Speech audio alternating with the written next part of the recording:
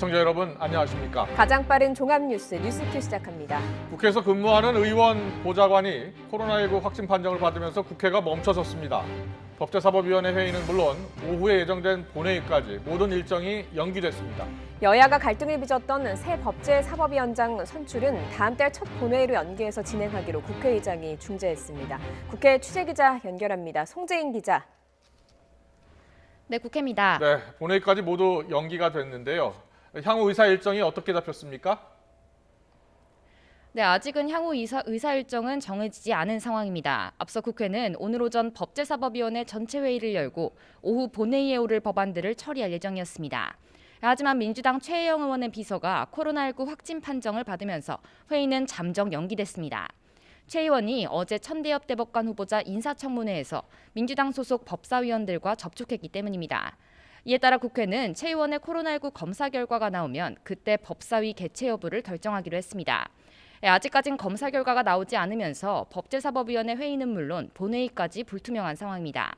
이에 따라 주요 법안이던 이해충돌방지법과 국회법 개정안의 오늘 통과도 장담할 수 없게 됐습니다. 이해충돌방지법은 국회의원을 비롯한 공직자가 직무 관련 정보나 지위를 이용해 사익을 추구하지 못하도록 하는 게 골자입니다. 이해충돌방지법은 지난 2013년 국민권익위원회가 제출한 뒤 오늘 8년 만에 국회 통과를 눈앞에 두고 있었지만 코로나19라는 변수를 맞았습니다.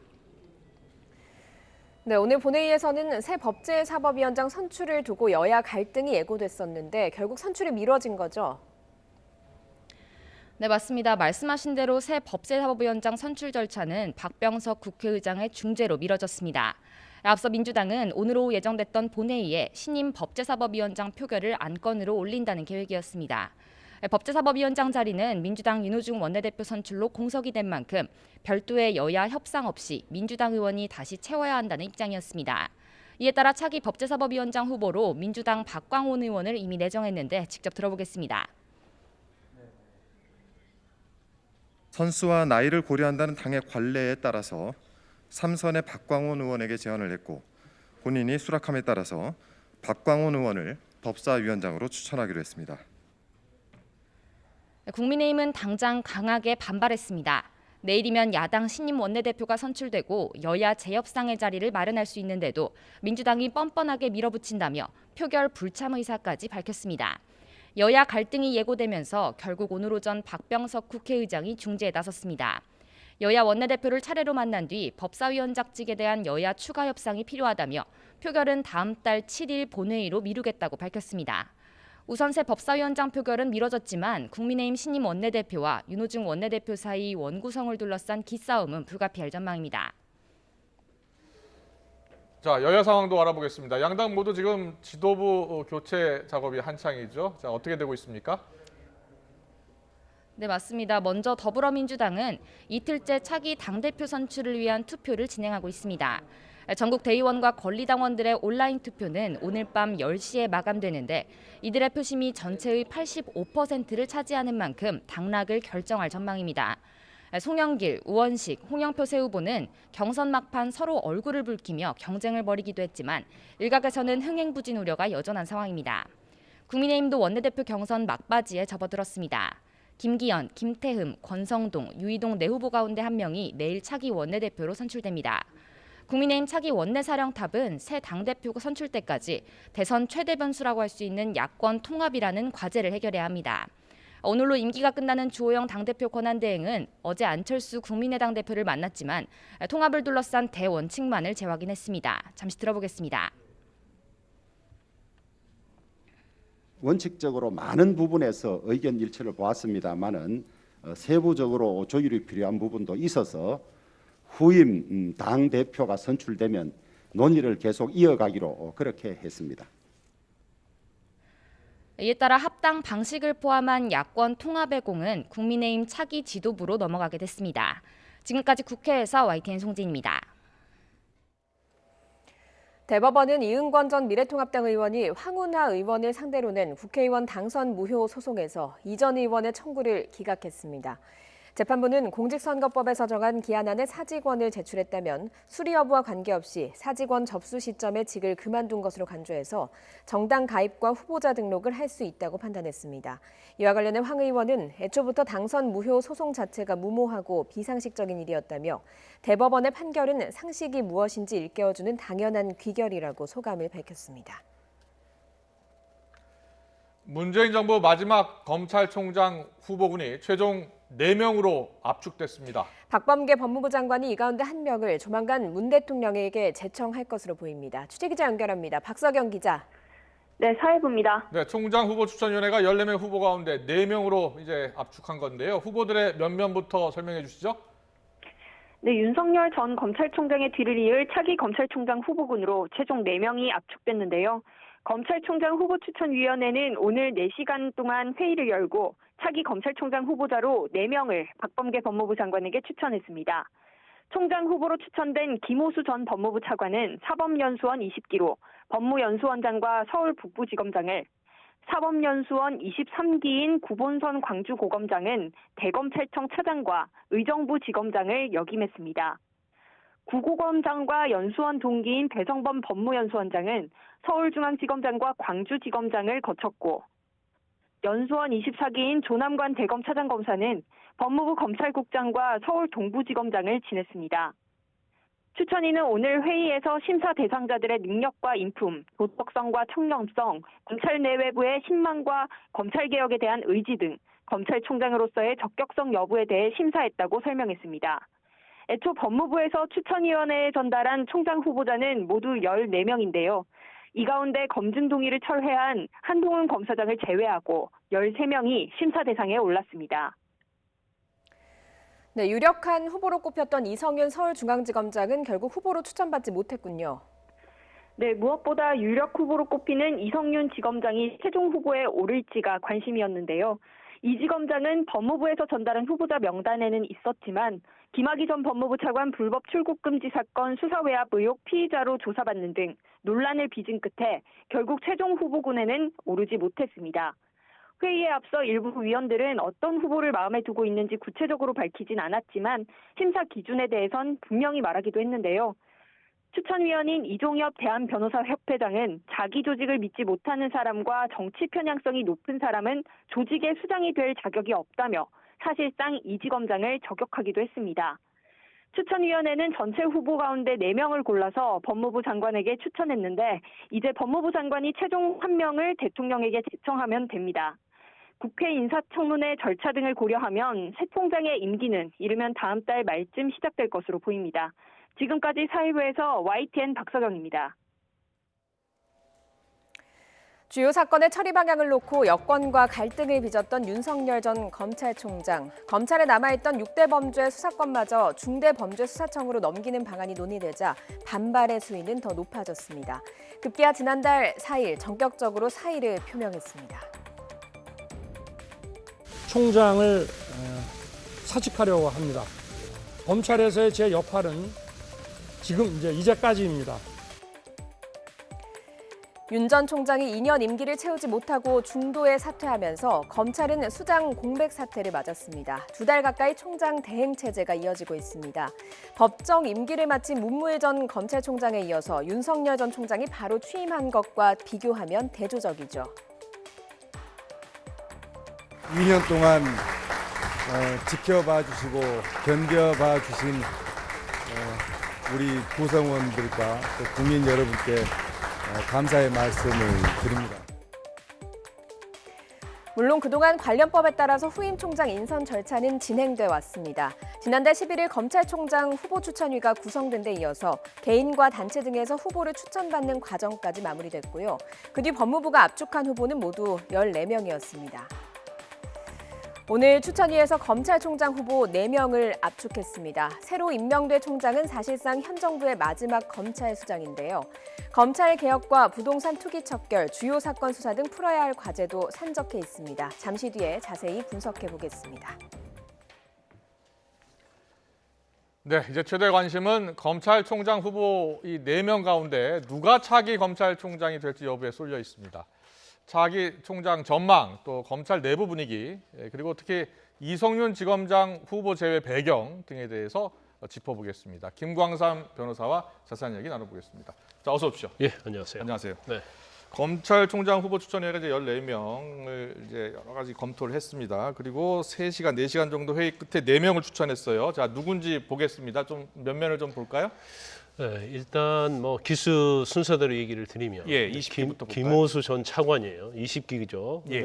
근데 김호수 전 차관은 그래도 약간 좀 친정부 성향을 가지고 있다 그런 평가를 받고요. 예. 전남이 영광 출신입니다. 그런데 이전부터 뭐 금감원장이랄지 전 윤석열 전 총장이 임명 때도 총장 후보로서 하마평에 좀 오르고 그랬거든요. 예. 그렇기 때문에 아마 그 현 정부와는 상당히 좀 가까운 인사다 이렇게 볼 수 있을 것 같아요. 그리고 그 다음에 이제 조남관 후보, 네. 그다음에 이제 배성범 후보, 구본선 후보였는데 네.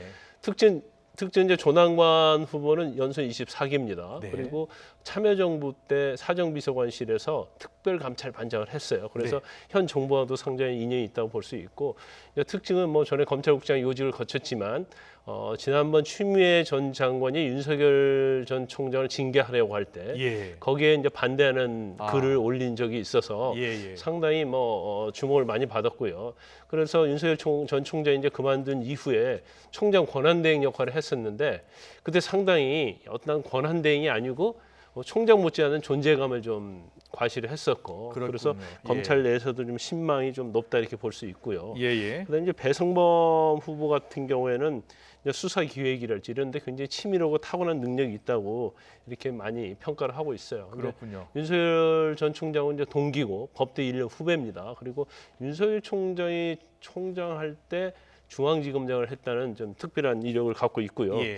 그다음에 이제 구본선 후보자도 23기인데 수사 기획이랄지 이런데 또 정책 결정 그리고 검찰 내에서도 상당히 뭐 성품이 좋은 걸로 알려져 있죠. 그렇군요. 오늘 추천위가 이 4명을 추천하면서 능력과 인품, 네. 도덕성, 청렴성, 리더십 그리고 검찰 내부의 신망, 특히 검찰개혁 의지 이런 것들을 따져봤을 때 이 4명의 후보가 적격한 것으로 보인다라고 추천을 한 겁니다.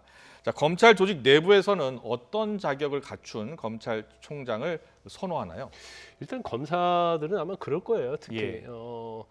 검찰이 이제까지 검찰이 정치적 중립, 예. 독립 이런 거에 있어서 굉장히 부족한 점이 많았기 때문에 네. 어떤 수사를 할 때 가장 외풍을 막아줄 수 있는 검찰총장이 누구냐 이거에 예. 대해서 관심이 많을 거고 선호를 할 거라고 봐요. 그런데 예. 지금 사실은 오늘 추천위가 하는 기준에 보면 네. 이 부분이 좀 빠져 있는 것 같아요. 그러니까 검찰에 누가 정치의 중립성, 권력으로부터 독립 예. 이걸 제일 잘 지켜낼 것인가 이 부분이 가장 중요한 항목 중에 좀 들어가야 하는데 네. 이런 부분을 좀 간과를 한 건지 아니면 이건 당연하기 때문에 네. 뭐 기준에 명시적으로 넣을 필요가 없었는지 모르겠어요. 그렇지만 네. 이제 방금 말한 그런 중립과 독립성 중요하고요. 예. 그다음에 중요한 것 중에 하나가 신망이에요.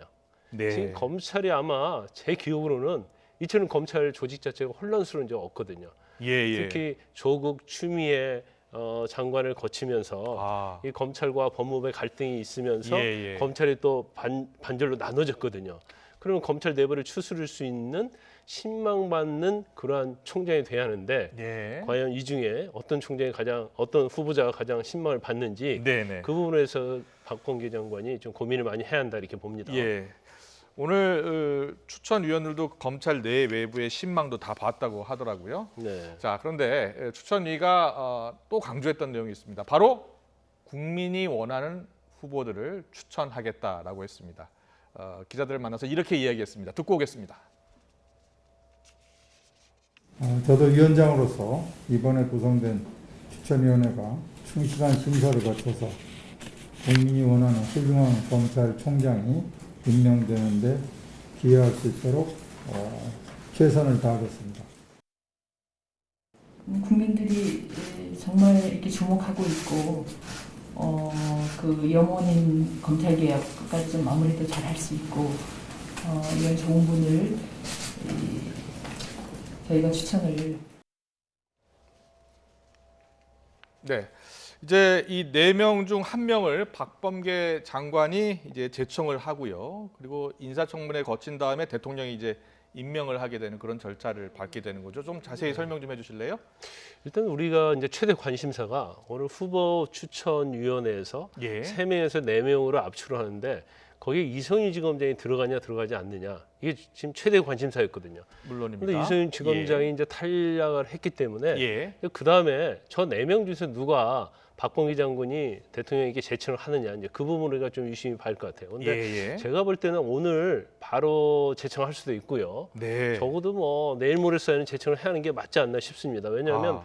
사실 검찰총장이 이렇게 공석인 걸로 2달 가까이 있어 본 적이 없거든요. 예. 또 검찰총장의 어떤 검사의 검찰청의 수장으로서 사실은 굉장히 중요한 역할을 많이 해야 하는데 네. 지금 2달 동안 비었다는 것은 결국 박범계 장관이랄지 현 청와대에서 누굴 임명할 것인가에 대해서 굉장히 고민을 많이 하다 보니까 예. 이렇게 늦어졌다고 봐요. 그런데 일단 압축이 됐지 않습니까? 네네. 그러니까 아마 좀 더 이제는 신속하게 총장 임명 절차가 진행이 될 거라고 보고 네. 일단 뭐 대통령께서 박 장관이 제청한 후보자를 임명하게 되면 네네. 근데 제일 중요한 것 중에 하나가 이제 청문회겠죠. 예. 이제 청문회에 통과를 하게 되고 그러면 적어도 이제 5월 중순이나 6월 초에는 이제 총장으로서 일을 시작하게 되는데 네. 총장이 되고 나면 굉장히 할 일이 많아요. 왜냐하면 예. 지금 현재의 정부, 현재의 권력, 살아있는 권력과 관련된 수사랄지 재판이 많이 있거든요. 그렇죠. 그럼 이런 거에 예. 대해서 어떻게 공정성을 유지하느냐 이 부분이 굉장히 중요해요. 만약 예. 거기에서 조금이라도 정부의 편을 들게 되면 또 야당으로서 공격을 받을 수 있거든요. 그렇죠. 그래서 어느 때의 검찰총장보다도 훨씬 더 막중한 임무가 있는 거고 정치의 독립성, 공정, 중립 이게 요구된다 이렇게 볼 수 있어요. 맞습니다. 이 4명 중에 한 명을 제청하는 사람 바로 박범계 법무부 장관이잖아요. 네. 박범계 장관이 오늘 아침 기자들에게 이렇게 말했습니다. 듣고 오겠습니다. 그러면 발표가 되고 그 즉시 소정의 절차를 거쳐서 제청을 할 계획이니까 한번 기다려 봐 주시죠. 오늘 끝나는 문제가 아니지 않습니까? 네, 절차는 박범계 장관이 제청을 한다고는 하지만 네. 사실은 대통령의 뜻이 대부분 반영되는 거 아니겠습니까? 당연히 그럴 수밖에 없죠. 그래서 아마 이제 박범계 장관이 진짜 대통령과 독대를 한다랄지 뭐 단독 채널에서 하는 건 아니고요. 민정수석실 있지 않습니까? 그렇죠. 민정수석실이 대통령의 뜻을 받아서 아마 서로 교감을 할 거예요. 그래서 지금 4명인데 네네. 아마 고심이 좀 클 거라고 봐요. 저 또한 물론 이성윤 지검장이 배제되는 데 있어서 굉장히 고심을 했고 막판까지. 그다음에 4명 중에 누굴 임명하느냐? 누구를 임명할 것 같습니까? 그냥 예상해 주실 수 있겠습니까? 근데 이제 예상하기 쉽진 않아요. 예상이 쉽지 않냐면 일단 이성윤 지검장이 후보에 들어가는 것은 그 전에 상수였거든요. 근데 재보궐선거에서 굉장히 참패를 하면서 여기에 대한 고민이 있었기 때문에 시간이 많이 늦어진 거단 말이에요. 탈락을 했는데 지금 네 분의 면면을 보면 일단 뭐 구본선 고검장이랄지 배성호 연수원장이 임명이 되면 이건 무난한 거예요. 무난하다고 볼 수 있는데 지금 현 청와대 입장에서 보면 윤석열 전 총장의 트라우마가 있어요. 그래서 저 4명 중에서 누구를 임명했을 때 똑같은 이런 전체를 밟지 않느냐 이제 그런 걱정이 좀 많이 있을 수 있다. 그런데 이제 구본선 배성범 두 분 같은 경우 후보자 같은 경우에는 이제 논의를 하고요. 왜냐하면 무난하기 때문에 뭐 충분히 임명될 가능성이 있습니다. 그런데 특징적으로 이 얘기하면 이제 김호수 법무부 차관 전 차관 전 차관 같은 경우 아까 말씀드린 것처럼 굉장히 친여권 성향을 가지고 있거든요. 그래서 현 청와대 입장에서는 임명하고 싶어 할 수 있다고 봐요. 그러면 만약에 김호수 전 차관이 임명이 되면 지금 중앙지검장은 이성윤 지검장이잖아요. 그리고 총장은 김호수 총장이에요. 그렇게 되겠네요. 그러면 충분히 검찰을 장악하고 컨트롤할 수 있는 굉장히 절호의 카드가 될 수 있다.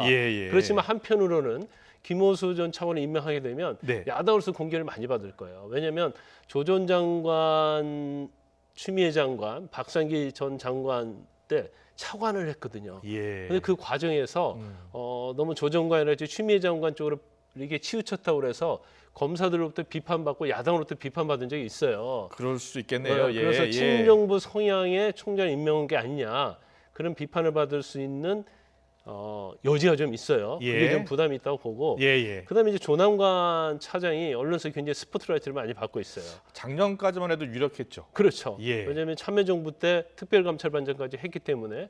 그런데 사실 지난 추미애와 윤석열 간의 갈등 때. 갈등이 있을 때 그때 추미애 장관에 제거해달라고 했거든요. 예. 그러면 어떻게 보면 굉장히 소신이 있는 것처럼 보이고 또 거기에 대해서 검사들의 신망을 많이 받았거든요. 예. 그리고 조남관 지금 대검 차장을 임명을 하게 되면 예. 제가 볼 때는 굉장히 좋은 인사였다 저는 그렇게 평가를 할 것 같아요. 예, 그렇지만 예. 이제 청와대는 여권의 입장에서 보면 굉장히 위험을 안고 가는 그런 인사가 될 수 있기 때문에 네네. 굉장히 고민을 많이 하고 예. 결국 박범계 장관이 제청한 이제 그 사람이 될 가능성이 큰데 저는 저 중에서 김호수 차관의 카드가 네. 가장 고려된 카드 중에 하나다 이렇게 봅니다. 알겠습니다. 자, 누가 될지는 좀 더 지켜보겠습니다.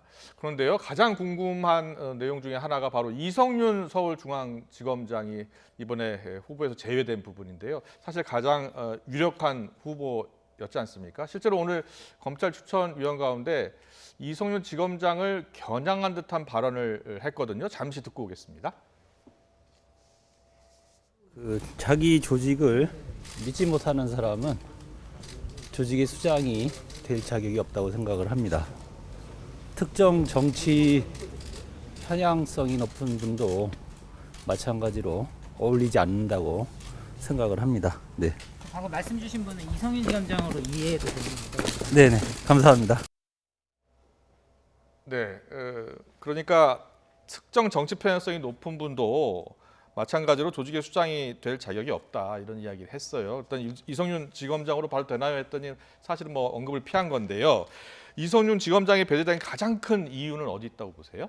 그 당연히 뭐 다 아실 거예요. 그러니까 뭐 야권이랄지 언론에서 항상 공격받고 논란이 됐던 것이 너무 친정부적이다 예. 그런 얘기를 했고 특히 살아있는 권력 현 정권에 대한 수사했을 때 계속 방어막 역할을 했다. 그래서 오히려 이성윤 지검장이 총장이 되는 것 아니냐. 그렇죠. 그런 논란이 있었기 때문에 이제 사실인지 어쩐지는 모르겠지만 예. 그런 논란이 있었기 때문에 현 정부 입장에서 검찰총장으로 임명을 하게 되면 이건 엄청난 부담이 있을 수밖에 없는 거죠. 그리고 네. 사실 내년에 대선이 있지 않습니까? 예. 이게 아마 대선까지 갈 거고요.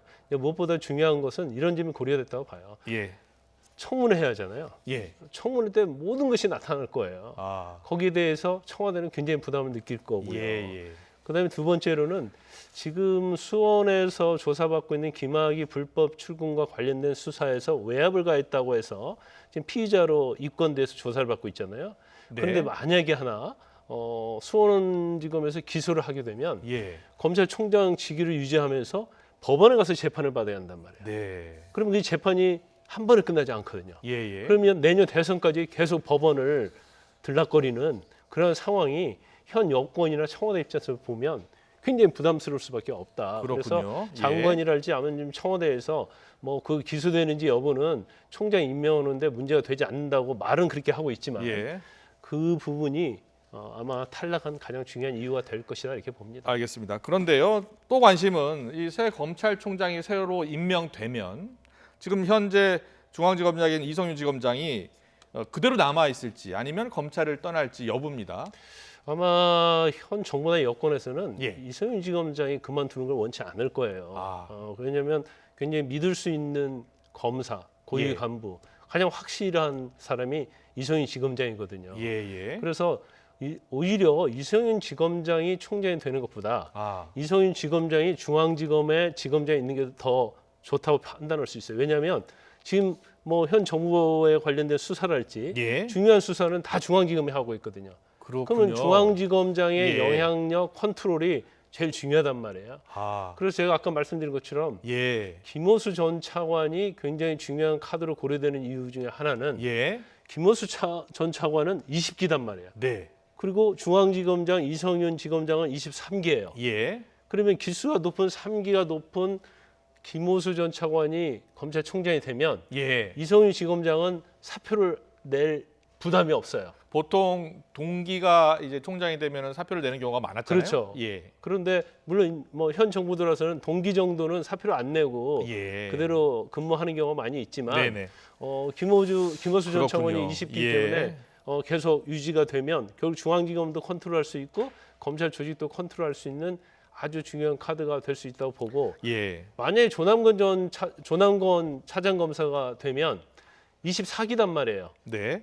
그러면 후배 검사가 총장이 되기 때문에 이성윤 지검장은 사표를 낼 수밖에 없는 네. 용퇴할 수밖에 없는 그런 부담감을 갖게 되거든요. 예. 그래서 그것은 현 청와대나 여권에서 가장 바르지 그래서 않는 김호수 전 차관이 유력하지 않을까 보고 계신 거군요. 그렇죠. 정치적으로 보면 예, 그렇다는 알겠습니다. 겁니다. 예, 그럼 뭐 대통령의 뜻이 더 중요한 거니까요. 일단 보겠습니다. 그런데요, 이성윤 지검장에 대한 기소 여부를 지금 검토할 수사심의위원회 네. 잠시 뒤 언제 조만간 이제 소집 절차를 밟고 이제 수사심의에서 결정이 있을 텐데 어떻게 될 것 같습니까? 사실은 뭐 수사 뭐 기소 여부를 수사심의위원회가 검토한다고 하더라도 검찰이 기소는 할 수 있는 거니까요. 그래서 일단 뭐 예. 검찰총장 후보군에서 제외가 됐기 때문에 예. 사실은 뭐 아주 기소 의견을 갖느냐 수사심의위원회에서 불기소 의견을 갖느냐가 사실은 이제 어떻게 보면 그 중요성이 좀 반감은 됐어요. 그런데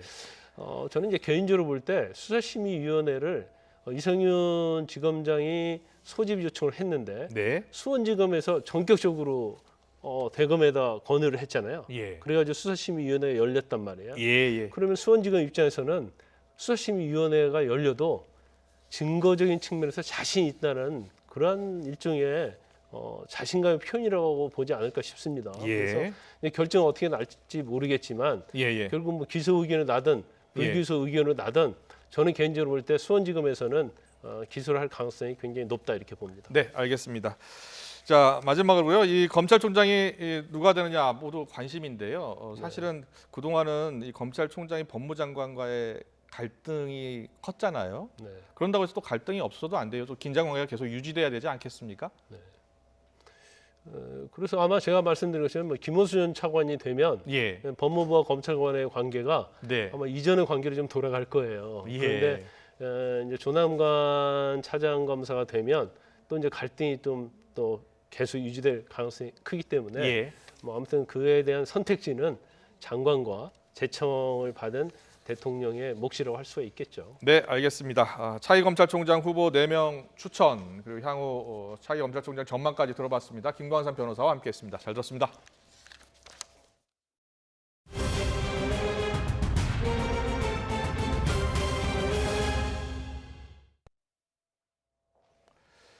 서울 강남구 대형 입시학원에서 학생과 강사 등이 확진돼서 누적 감염이 11명까지 늘었습니다. 현장에 취재기자 나가 있습니다. 정현우 기자. 네, 서울 강남구에 있는 강남 대성학원에 나와 있습니다. 네, 정 기자가 나가 있는 그 학원 관련 확진자가 1명 더 늘었다고요? 네, 그렇습니다. 이곳 학원에서 일하던 조교 1명이 추가로 양성 판정을 받아서 누적 감염자는 모두 11명까지 늘어났습니다. 첫 번째 확진자는 이곳에 다니는 수강생 1명이었는데요. 여태까지 확진자는 학생 3명, 그리고 직원과 강사 등 7명, 그리고 기타 1명으로 집계되어 있습니다. 학원 측은 수강생과 구성원 2,100여 명을 대상으로 전수검사 결과가 모두 다 나온 상황이라고 설명했는데요. 그래도 대면 수업은 다음 달 2일까지로 미룬 뒤 온라인으로 수업을 이어간다고 설명했습니다. 전국 신규 확진자 가운데 수도권이 차지하는 비율은 한때 50%대까지 내려갔지만 60%대를 다시 회복했습니다. 수도권 곳곳에서 소규모 집단 감염 사례가 새로 나오거나 그만큼 몸집도 불리고 있는데요. 특히 방역수칙 미준수 시설에서 확진 사례가 이어졌습니다. 지난 24일 첫 번째 확진자가 나온 강남구 PC방에선 누적 감염이 17명까지 나왔는데요. 지하에 있어서 환기가 어려운 데다 좌석 사이 거리 두기가 미흡했고 이용자들이 흡연실을 함께 이용하면서 감염이 번진 것으로 드러났습니다. 마찬가지로 어제 교인 3명이 추가로 확진된 동대문구 교회에서도 환기가 어려웠고 최초 확진자가 찬양을 주도하면서 비말 발생이 많았던 것으로 드러났습니다. 그 밖에도 과천에 있는 어린이집이나 남양주시 교회 등 곳곳에서 신규 확진 사례들이 계속해서 나왔습니다. 지금까지 서울 역삼동에 있는 한 대형 입시학원 앞에서 YTN 정현우입니다. 경기도 남양주시가 23명의 확진자가 발생한 교회에 대해서 집합 금지 행정명령을 내렸습니다. 또 지난 18일 이후 이 교회 방문자에 대해서 진단검사를 받을 것을 당부하고 교회 측의 방역조치 위반 사항이 확인되는 대로 과태료를 부과하기로 했습니다. 코로나19 예방접종을 마친 사람에 한해서 요양병원과 시설에서 가족 간 대면 면회가 허용될 것으로 보입니다. 또 접종 완료자에 한해서 요양병원과 시설에서 실시하고 있는 주기적 선제 검사의 빈도를 줄여주는 방안도 검토하고 있습니다. 국가인권위원회가 군 훈련소의 코로나19 대응 방식에 인권 침해 소지가 없는지 조사에 나섭니다. 인권위는 각 군 훈련소로 조사관을 보내 격리병사 관리를 포함한 코로나19 대응 체계와 장병의 식사나 위생 등 훈련 환경을 살펴보기로 했습니다. 네, 코로나19 백신 접종 대상인데 해당 순서에 백신을 맞지 않으면 접종 순위는 후순위로 밀려나게 되죠. 하지만 부작용 걱정에 자기 순서가 와도 접종을 안 하겠다고 하는 경우도 나오고 있습니다. 백신 기피 현상, 방역 당국도 우려하는 지점입니다. 또 맞겠다고 예약을 해놓고선 당일에 나타나지 않는 접종 노쇼도 있을 수 있습니다. 이럴 경우 남게 되는 백신은 어떻게 될까요? 아스트라제네카 백신의 경우 한 병당 10명에서 최대 12명까지 접종이 가능합니다. 하지만 개봉을 하고 6시간이 지나면 폐기해야 합니다. 접종 대상자가 제때 나타나지 않으면 백신을 그대로 버려야 할 수도 있는 겁니다. 방역당국도 이런 점을 염두에 두고 3월 말 지침을 마련했고 4월 19일부터 현장에 적용되고 있다고 발표했습니다. 우선 접종 대상자 말고도 대상 제한이 없는 다른 예비 명단을 만들어서 접종을 할 수 있다는 겁니다. 접종 당일에 나타나지 않는 사람 몫의 백신을 신청만 했다면 누구나 맞을 수 있다는 것이죠. 예비 명단을 활용하기 어려운 상황이라면 다른 진료를 위해서 병원에 온 환자나 보호자에게 백신을 맞을 것인지를 묻고 접종을 해도 된다고도 했습니다. 예비 접종 대상자인 경우에는 아마 그날 의료기관에 방문한 다른 환자분들이나 아니면 의료기관의 종사자라거나 아니면은 같이 그 접종자분을 모시고 온 보호자라거나 아니면은 그 어느 정도 그 주변에 있는 그런 분들 중에서 예방접종이 가능한 대상이 되시는 분들을 가능하면 우선순위를 좀 고려해서 접종을 하도록 안내를 하고 있기 때문에 그런 부분들은 이제 의료기관 그러니까 접종 기간의 상황에 따라서 조금씩 달라질 수는 있을 것 같습니다. 하지만 이런 방침이 있는지 모르는 시민들도 있고 일선 병원이나 보건소도 정확히 모르는 경우가 많았습니다. 위탁 의료기관에선 병원과 보건소에 직접 전화를 해서 물어봤더니 혼선도 있었고요. 오늘에서야 공문을 받은 곳들도 있었습니다.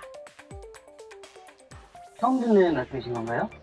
뭐 별도로 저희들한테 내려온 게 아직 없어가지고요. 그날 당일 예약 취소하시는 분들도 계셔가지고요. 네네. 어제도 예비명단 작성하신 분들 계시는데 못 맞으셨거든요. 그래서 이게 확실히 못 맞으실 수도 있는 점을 알고 계셔야 되셔서. 전달받은 게 없어요. 이제 기사는 나는데 저희는 이제 위탁으로만 하는 거라서 지금 전달받은 내용이 없었거든요. 네. 이런 문의가 좀 많이 오긴 하나요? 많아요. 예. 오전에도 이제 어느 분은 이제 오셨어요. 오셔가지고 지금 기사만 보고 오신 거죠. 그러다 이제 안 돼가지고 다시 돌아가시고 그런 분들도 있었고. 좀 혼란스럽겠네요, 그러면. 네, 그렇죠. 그 문의 전화가 너무 많이 와요. 또 일각에서는 노쇼, 즉 백신 접종 예약자가 나타나지 않아서 버려지는 아스트라제네카 백신이 생각보다 많다는 걸 확인했다, 이런 이야기도 나오고 있습니다. 정은경 질병관리총장은 오늘 브리핑에서 현재까지는 폐기량이 많지 않은 것으로 파악하고 있다고 설명하기도 했습니다. 이제 폐기량을 줄이기 위해서 예약제를 실시하고 있는 거고요. 예약제를 하더라도 당일날 뭐 건강 상태가 안 좋거나 피치 못할 사정으로 못 올 수가 있기 때문에 그런 경우에는 의료기관, 접종기관의 재량을 가지고 예비 대상자를 가지고 접종을 하도록 해서 최소한의 그 폐기량을 줄이도록 그렇게 권고를 하고 있기 때문에 현재까지는 폐기량이 거의 많지 않은 걸로 파악을 하고 있습니다. 전문가들은 이런 백신 기피 현상, 백신 폐기 가능성을 어떻게 바라보고 있을까요? 이재갑 한림대 감염내과 교수 연결해서 자세히 들어보겠습니다. 교수님 나와 계시죠?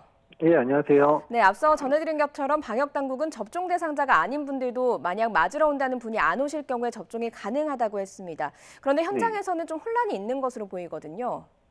예, 그렇습니다. 사실은 이제 그런 지침들이 의료기관이나 보건소에 제대로 전달이 안 됐던 것 같고요.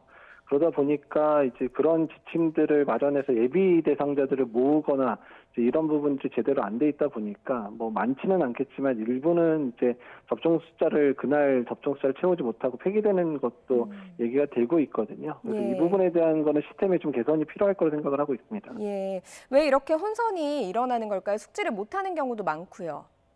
일단은 이제 예방접종이 사실은 이제 2차 의료 기간이 시작된 지가 사실 얼마 안 됐습니다. 4월달 들어서 이제 시작이 되다 보니까 예. 또 그리고 이제 아스트라제네카 백신이 처음에 10명 정도 가능한 거로 돼 있었는데 12명까지 이제 가능한 부분들도 이제 3월달에 의료기관 접종을 하다 보니까 확정이 된 부분이었거든요. 예. 근데 사실 이제 이 부분들이 어려운 게 그러니까 뭐 7명, 8명 정도가 접종을 했는데 그러면 4명 정도를 더 모집을 해서 맞춰야 되는데, 그러니까 이제 규모가 큰 병원급 의료기관들이야 이제 직원들도 많고 또한 환자에 내원하는 환자분들도 많다 보니까 그냥 몇 명 빨리 와서 접종하게 하면 가능은 한데 의원급 의료기관들은 그렇게 내원하는 분들이 많지도 않은 예. 상황이라 예비 명단을 확인하기 상당히 좀 어렵거든요.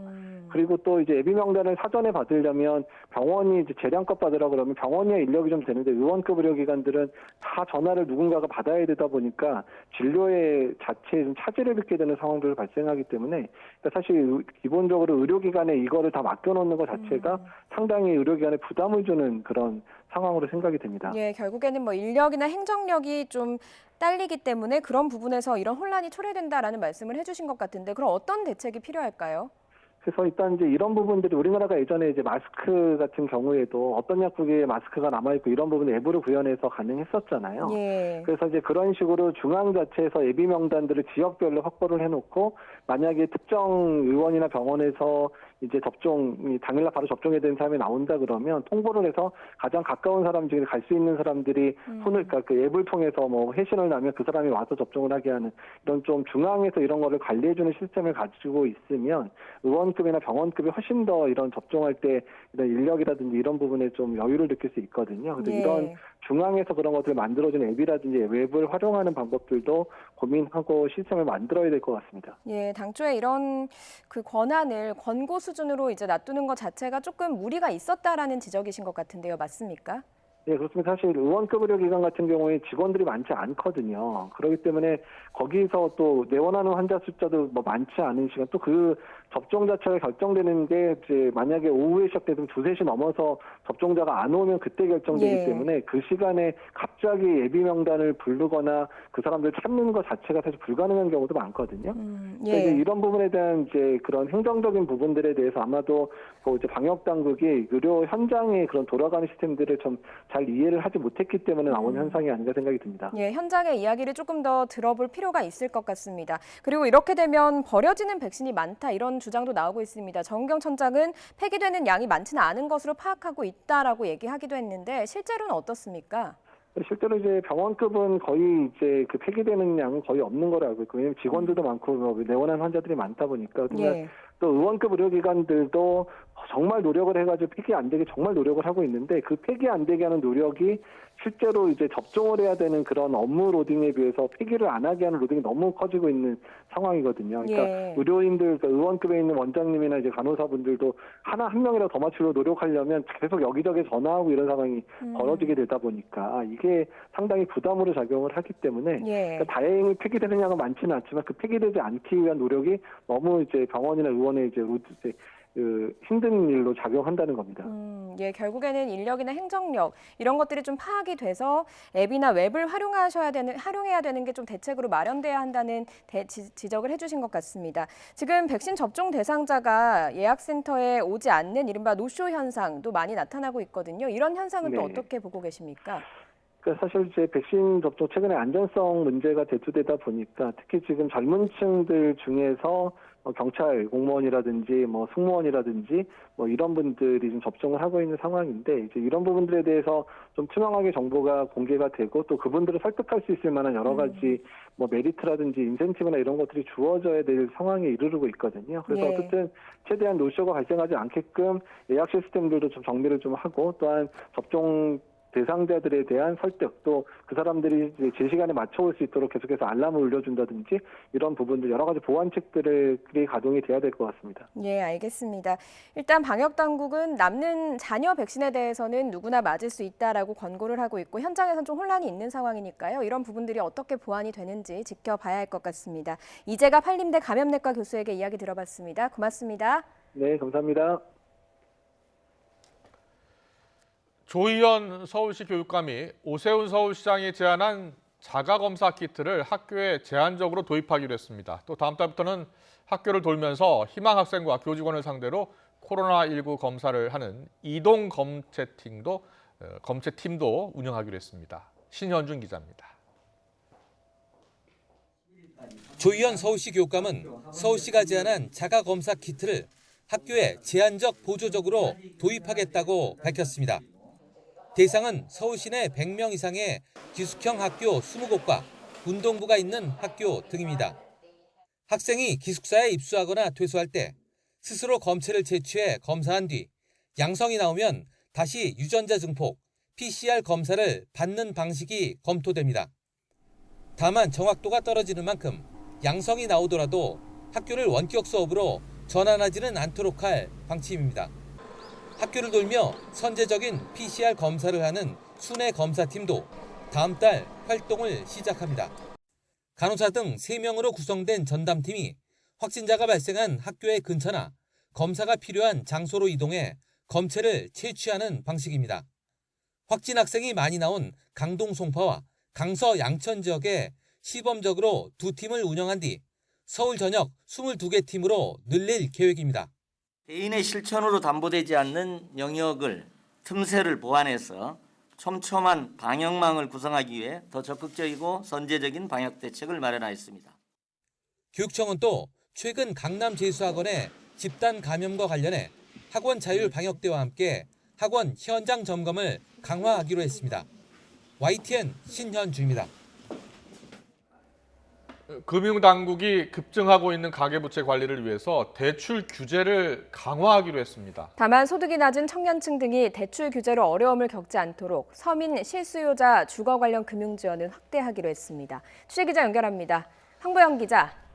네, 경제부입니다. 네, 가계부채를 안정시키겠다. 일단 대출을 줄여야 할 겁니다. 그래서 금융기관별 규제를 차주별로 적용하기로 했다고요? 네, 그렇습니다.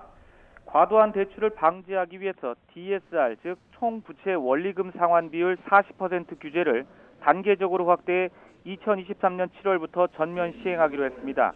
DSR은 갚아야 할 모든 가계대출의 원금과 이자가 연소득의 몇 %를 차지하는가를 가리키는데요. 지금까지는 주택담보대출을 받을 때 보통 금융기관별로 해당 대출이 소득에 비해 과도하게 나가는지만 따졌습니다. 하지만 앞으로는 금융기관이 아니라 돈을 빌리는 개인, 즉 차주별로 DSR 비율을 적용하겠다는 겁니다. 그렇게 되면 개인 대출 한도가 다소 줄어드는 효과가 있을 것으로 예상됩니다. 또 올해 7월부터 차주별 DSR 40% 적용 대상을 전체 규제 지역의 시가 6억 원 초과 주택으로 넓히고 내년 7월부터는 총 대출액 2억 원 초과 차주로 확대합니다. 또 2023년 7월에는 총 대출액 1억 원을 초과하는 모든 차주에게 적용할 계획입니다. DSR을 정확히 산정하려면 차주의 정확한 소득 파악이 중요한 만큼 소득세 납부자료 외에 국민연금이나 건강보험료 납부자료 등을 활용하기로 했습니다. 비은행권과 비주택담보대출 등 취약 부분에도 규제 체계를 도입하기로 했습니다. 토지, 오피스텔, 상가 등에 대한 LTV, 즉 주택담보인정 비율 70% 규제를 현행 상호금융권에서 다음 달부터는 모든 금융권에 일괄 도입할 예정입니다. 이처럼 규제를 강화하면 지난해 코로나19 사태 대응으로 7.9%까지 뛰었던 가계부채 증가율이 올해에는 5에서 6%대, 내년에는 4%대로 낮아질 수 있을 것으로 정부는 기대하고 있습니다. 네, 가계대출 규제가 강화되면 상대적으로 소득이 낮은 서민과 청년층의 어려움이 가중될 텐데요. 이들을 대상으로 한 지원 대책도 마련됩니까? 그렇습니다. 현재 소득은 낮지만 장래 소득 증가 가능성이 높은 청년 차주 등에 대해서는 DSR 산정 때 장래 소득을 인정해 반영하기로 했습니다. 이를 위해서 고용노동통계 가운데 연령별 소득 자료를 우선 활용하도록 하는 등 금융권의 가이드라인을 만들 계획입니다. 또 주택 마련 때 금융 부담을 낮춰주기 위해 만 39세 이하 청년층과 신혼부부를 대상으로 만기 40년의 초장기 담보대출 상품도 하반기에 도입하기로 했습니다. 지금까지 경제부에서 전해드렸습니다. 정부가 상반기 중에 공개하기로 했던 수도권 11만 가구 규모의 신규 택지 발표가 전격 연기됐습니다. 후보 예정지에서 투기 정황이 포착됐기 때문인데 정부의 주택 공급 계획이 차질을 빚는 게 아니냐는 우려가 나오고 있습니다. 신윤정 기자입니다. 4월 말 추가적인 신규 택지에 대한 발표, 후속 절차를 속도감 있게 진행해 나갈 계획입니다. 정부가 이사 대책에서 밝힌 25만 가구 규모의 신규 공공택지 공급 계획에 차질이 발생했습니다. 수도권 물량 18만 가구 가운데 지난 2월 발표된 광명 시흥지구 7만 가구를 제외한 나머지 11만 가구를 공급할 택지 지정이 전격 연기된 겁니다. 후보지들을 사전 조사해보니 특정 시점의 거래량과 외지인, 지분거래 비중 등이 과도하게 높아지는 이상거래가 상당수 포착됐기 때문입니다. 특정 시점의 거래량이 2배 내지 4배 증가하였고 외지인 거래가 전체 거래의 절반에 달하는 입지도 있었습니다. 전체 거래 중 지분 거래 비중도 일부 후보지는 시기에 따라 80% 수준까지 높아지고 정부는 경찰 수사 등을 통해 투기 행위를 색출하고 투기 근절 법안 등이 마련된 뒤 택지 지정 여부를 결정하기로 해 발표는 하반기로 연기될 전망입니다. LH 땅 투기 의혹의 여파로 우려했던 정부의 공급 계획 차질이 현실화하는 게 아니냐는 지적입니다. 그 물량을 이제 지금 순차적으로 공급하는 과정에서 차질이 생길 가능성이 높습니다. 물량이 줄더라도 가격 상승 또는 가격 하락을 부추길 만한 정도의 파급력은 없는 것으로 보입니다. 정부는 다만 울산 선바위와 대전 상서를 신규 택지로 지정하고 세종시의 개발 밀도를 높여 13,000가구를 추가로 공급하기로 했습니다. 이와 함께 노후한 빌라촌 등을 소규모로 개발하는 주택정비관리지역 후보지 20곳도 선정됐습니다. 이곳은 경사가 심한 데다가 인도와 차도가 명확하게 구분되지 않아서 보행 환경이 열악하고 주차난도 벌어지고 있습니다. 대규모 정비는 어렵지만 개발 수요가 높은 지역들에서 건축 규제 완화 등의 혜택을 부여해 17,000가구를 신속하게 공급하기로 했습니다. 가장 확실한 공급이 가능한 것으로 꼽히는 신규 택지 지정이 연기된 가운데 틈새 공급이라도 예정대로 추진되려면 후보지에서 주민 동의를 끌어내는 게 1차 관건으로 보입니다. YTN 신윤정입니다. 조 바이든 미 대통령이 첫 의회 합동 연설에서 북한과 이란의 핵 프로그램과 관련해서 동맹국들과 긴밀히 협력해 위협에 대응할 것이라고 했습니다. 또 인도태평양의 강력한 군사력 주둔을 유지하고 중국과의 관계에서 미국의 이익을 옹호할 것이라고 강조했습니다. 워싱턴에서 강태욱 특파원입니다. 바이든 대통령의 사실상 첫 시정연설인 의회 연설은 취임 100일을 꼭 하루 앞두고 이뤄졌습니다. 코로나 대유행 이후 2천만 명이 일자리를 잃었다며 미국의 가족을 회복하고 미국이 다시 움직이는 모습을 세계에 보여줄 것이라고 강조했습니다. I can report to the nation, America is on the move again. Turning peril into possibility, crisis to opportunity, setbacks into strength. 특히 북한과 이란 핵 프로그램이 미국과 세계 안보에 심각한 위협이 되고 있다고 규정했습니다. 그러면서 동맹국들과 긴밀히 협력해 대응할 것이라고 말했습니다. We're working closely with our allies to address the threats posed by both of these countries through diplomacy as well as stern deterrence. 중국과 관련해서는 시진핑 국가 주석에게 미국은 경쟁을 환영하지만 갈등을 원하지 않는다고 말했다고 소개했습니다. 그러면서 미국이 인도 태평양에 강력한 군사력 주둔을 유지할 것이라고 말했다고 전했습니다. I also told President Xi that we'll maintain a strong military presence in the Indo-Pacific just as we do with NATO and Europe. Not to start a conflict, but to prevent one. 특히 미국 노동자와 산업을 약화하는 불공정한 무역 관행에 맞서 미국의 이익을 옹호하겠다는 입장을 분명히 했습니다. 이 밖에도 아시아계 보호를 위한 증오범죄 방지법, 총기 규제법 등 현안에 대해서도 시급하다고 촉구했습니다. And with the plans outlined tonight, We have a real chance to root out systemic racism that plagues America and American lives in other ways. A chance to deliver real equity. 바이든 대통령의 첫 의회 연설은 코로나19 상황을 고려해 의원도 200명으로 제한하는 등 참석 인원을 대폭 축소해 이뤄졌습니다. 워싱턴에서 YTN 강태욱입니다. 네, 바이든 대통령의 연설 주요 내용 들으셨습니다만 앞으로 미국은 북한과 이란의 핵 문제는 동맹국들과 함께 풀 것이다. 그리고 백신을 무기로 미국의 리더십도 회복하겠다라는 의지를 드러냈습니다. 한마디로 미국이 돌아왔다는 점을 전 세계에 천명한 셈입니다. 신범철 경제사회연구원 외교안보센터장과 함께 이야기 나눠보겠습니다. 어서 오세요. 어서 오십시오. 예, 안녕하세요. 안녕하세요. 자, 바이든 대통령 이제 취임 100일을 맞아서 의회에서 이제 연설을 한 건데요. 오늘 연설 내용 다 들으셨죠? 가장 눈에 띄는 대목이 어디였습니까? 사실은 경제 부분이었어요. 예. 외교 부분은 전체의 4분의 1밖에 되지 않았는데 예. 아무튼 저희 포커스를 다시 외교로 맞춰보면은 예. 우선순위가 딱 식별이 되더라고요. 제일 먼저 코로나 이야기를 했고 예. 기후변화 이야기를 했고 그다음에 중국, 러시아, 이란, 북한 순으로 했어서 예. 북한 문제의 우선순위가 아직 미국에서는 높지는 않다. 그랬군요. 예, 그런 부분을 좀 파악할 수 있었습니다. 예. 그 코로나 또 백신 부분 중에서 좀 흥미로웠던 내용이 미국이 세계 백신의 무기고가 되겠다 이렇게 한 내용이거든요. 어떤 의미로 좀 해석을 해봐야 되겠습니까? 결국에는 미국이 앞서 있는 기술, 그 백신을 활용해서 미국의 지지국이나 우호국에게 우선적으로 배분을 하겠다 하는 백신의 전략적 무기화까지라고 표현하면 좀 지나칠지 모르겠지만 예. 백신을 공유하겠다는 의지를 강력하게 피력했다고 봅니다.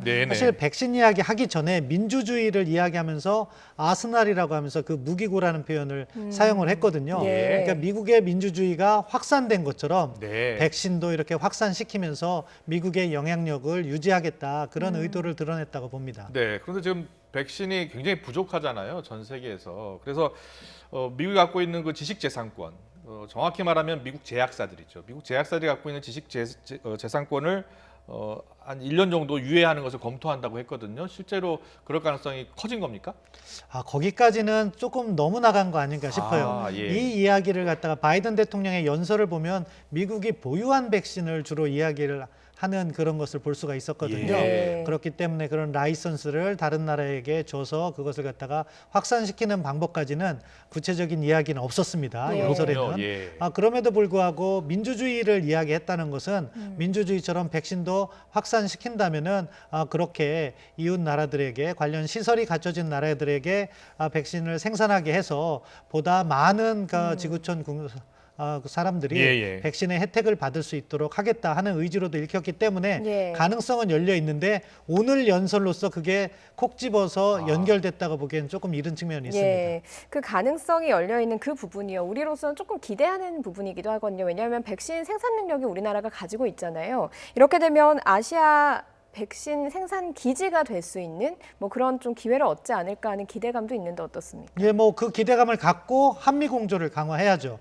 그러니까 미국이 혼자 생산해서 전 세계에 배포하기에는 그들의 역량이 부족할 거예요. 그렇기 때문에 협력국이 필요한 것이고 우리와 같이 우수한 제약 회사들이 고도의 생산력을 갖추고 있기 때문에 그러한 협력이 이루어진다면은 한국이 어떻게 보면은 동아시아의 허브로서 또 백신을 생산하고 우리나라 국민뿐만 아니라 다른 나라에게도 배포할 수 있는 그런 역할을 할 수 있다. 그런 측면에서 5월 달에 한미 정상에 대한 정상회담에 대한 기대감을 갖게 만드는 요인이라고 봅니다. 예. 그리고 오늘 이 쿼드 멤버이기도 한 인도에 백신을 공급하기로 했어요. 그래서 2천만 회분 이렇게 지원하기로 했는데 자, 우방국의 백신 지원 이제 본격적으로 시작됐다고 보면 됩니까? 예, 인도의 상황이 워낙 안 좋아요. 네. 일일 확진자가 30만에 달한다고 하니까 사실 2천만 명분의 백신 가지고는 전혀 해결은 안 되는데 그럼에도 불구하고 상징성이 있는 것이 인도라는 쿼드 회원국에게 먼저 그것을 배포했다는 거죠. 그것은 앞서 미국이 이야기한 것처럼 민주주의의 확산이라든가 백신의 확산을 고려함에 있어서 미국 정책 정책에 잘 따라주는 전략적으로 중요한 나라들로부터 백신 배포가 시작된다는 것을 시사하는 것일 수도 있고 예. 한국은 비록 쿼드에는 가입하지 않았지만 미국의 주요 동맹국임은 틀림이 없기 때문에 한국하고의 협력도 시사되는 부분이 있다고 봅니다. 예, 그래서 얼마 전에 정의용 외교부 장관이 한미 백신 스와프에 대해서 언급을 했고요. 이 자리에 나와서 물밑에서 어느 정도 조율이 됐기 때문에 저런 말씀을 한 것일 것이다 이렇게 말씀을 해주셨는데 지금 어느 정도 진행이 됐을까요? 그 물밑에서 조율된 부분은 화이자와 계약 부분이었던 것 같아요. 예. 그렇기 때문에 프라이빗하다 이렇게 미국 국무부에서 얘기를 한 부분이 있고요. 백신 수합이 될지 아니면은 지금 말씀하신 것처럼 그 수합은 사실은 빨라야지 8월 이후입니다. 왜냐하면은 미국이 바이든 대통령도 미국 국민에게 우선적으로 그것 백신을 보장하겠다 이야기를 했기 때문에 예. 근데 그거보다 혹시라도 한국에서 생산할 수 있다면 그게 더 빠르게 생산할 수 있다면 그런 협력을 먼저 추진하는 것이 더 필요하다고 보고요. 예. 아무튼 여하한 형태로든 5월 달에 있은 한미 정상회담에서 백신 협력과 관련해서 한미 간에 무언가 만들어내는 그러한 모습이 기대되고 그렇게 할 거라고 생각합니다. 예. 네, 지금 뭐 한미 정상회담 말씀하셨는데 보통 주요 의제는 사전에 조율을 하잖아요. 이미 조율에 들어갔다고 봐도 되겠습니까? 예, 저는 들어갔다고 봅니다. 뭐 외교부에서는 그것을 밝히지 않고 있었기 때문에 확실하게 뭐 들어갔다 아니다 이렇게 말씀드리기는 어렵지만 지금 이렇게 국내적으로도 중요하고 국제적으로 중요한 사안을 한미 간의 정상회담에서 논의 안 한다면 그것은 책임을 방기하는 것이라고 보고요. 여하한 형태로든 우리가 만족할 수도 있을 거고 만족하지 못할 수도 있겠지만 백신과 관련된 협력은 포함될 것이라고 봅니다. 예. 그리고 오늘 바이든 대통령이 중국도 언급을 했습니다. 인도태평양에서 강한 군사력을 유지하겠다 이렇게 얘기했지만 중국과 갈등을 좀 바라지 않는다 이렇게도 말을 했거든요. 결이 좀 안 맞는 것 같은데 어떻게 해석을 해볼 수 있겠습니까? 사실은 그게 안 맞는 것 같아도 맞는 거죠. 예. 미국은 중국이 미국 주도의 국제 질서, 소위 말하는 리버럴 인터내셔널 오더라고 하는 자유주의적 국제 질서로 들어와 달라는 거예요. 그런데 중국은 그러한 질서에 들어오지 않고 독자적인 질서를 만들려고 하니까 견제를 하고 압박을 하는 거죠. 미국이 말하는 협력이라는 부분은 중국이 그러한 국제 질서 속으로 들어와서 같이 하자는 이야기인데 그것을 지금 중국이 거부하고 있기 때문에 군사력을 또 증강하고 그런 부분도 함께 연설에서 강조한 것으로 봅니다. 예. 미중 갈등과 관련해서는 최근에 그 타이완 해역에서요. 중국 항모 전단 사이로 미 구축함이 들어가 있는 그 사진이 공개가 됐잖아요. 그런 거 보면은 여전히 미국이 강력히 견제하고 있는 그러한 걸 알 수 있는 대목인 것 같아요. 예, 그렇습니다. 뭐 군사적인 차원에서 미국도 차곡차곡 준비를 하고 있거든요. 그렇게 구축함이 들어간 것은 항행의 자유 작전이라고 그래요. 그러니까 중국이 남중국해와 동중국해에서 군사력을 강화해서 결국에는 제해권을 장악하려고 하는데 미국이 그것을 허용할 수 없다는 거죠. 그렇기 때문에 항행의 자유라는 것은 군함이더라도 공해에서는 이렇게 지나갈 수 있거든요. 그런 부분이 중국 군함이 항공모함 전대가 지키고 있더라도 전단이 지키고 있더라도 통과한다. 이러한 의지를 피력한 것으로서요. 아무튼 이 부분과 관련해서는 미국이 절대 양보하지 않겠다는 강력한 의지를 피력했다. 그렇게 볼 수 있겠습니다. 그리고 앞서 그 바이든 미국 대통령의 연설 순서상으로는 북한 문제가 그렇게 우선순위에 있는 것 같진 않다라고 분석을 해주셨습니다만 우리에겐 중요한 이슈 아니겠습니까? 미국이 동맹국 협력을 통해서 북한 핵위협에 대응하겠다 이렇게 했는데 우리로서는 좀 남북 간의 대화를 원하고 있는, 복원을 원하고 있는 쪽이에요. 어떻게 이제 해법을 좀 찾아가야 되겠습니까? 사실 내용만 보면은 그 한 문장이었기 때문에 너무 간단해요. 그것을 갖다가 확대 해석하기는 어려운데 그럼에도 불구하고 그것을 좀 분석적으로 들어가면은요. 이란 문제와 북한 문제를 함께 설명했다는 데 의미가 있다고 봅니다. 사실 이란 문제는 지금 협상이 진행 중이거든요. 그렇다면 북한과도 협상을 하겠다는 미국의 의지가 반영된 것이고 그런 협상의 구체적인 대안은 아마 5월 달에 있을 한미 정상회담을 거쳐서 마련될 것으로 보이는데 이 부분과 관련해서는 한미 간에 협력 요인이 존재한다. 따라서 만약에 미국이 정말 북한을 압박만 하겠다면은 이란과 함께 하지 않고 분리해서 이란과는 대화와 압박을 이야기했을 테고 북한은 북한의 비핵화 의지를 강조하는 측면으로 기술을 했을 텐데 함께 논의했다는 것은 북한과도 1차적으로는 외교적 대화를 시도하겠다. 그런 내용이 담겼기 때문에 희망을 갖고 계속해서 협력을 해야 된다고 봅니다. 알겠습니다. 다음 달에는 이 한미 정상회담의 주요 이슈 가운데 하나가 이 백신 공급 문제가 될 것이고 지금 뭐 협상, 물밑 협상하고 있다고 하니까요. 좋은 결과 기대하겠습니다. 지금까지 신범철 경제사회연구원 외교안보센터장과 함께했습니다. 잘 들었습니다. 고맙습니다.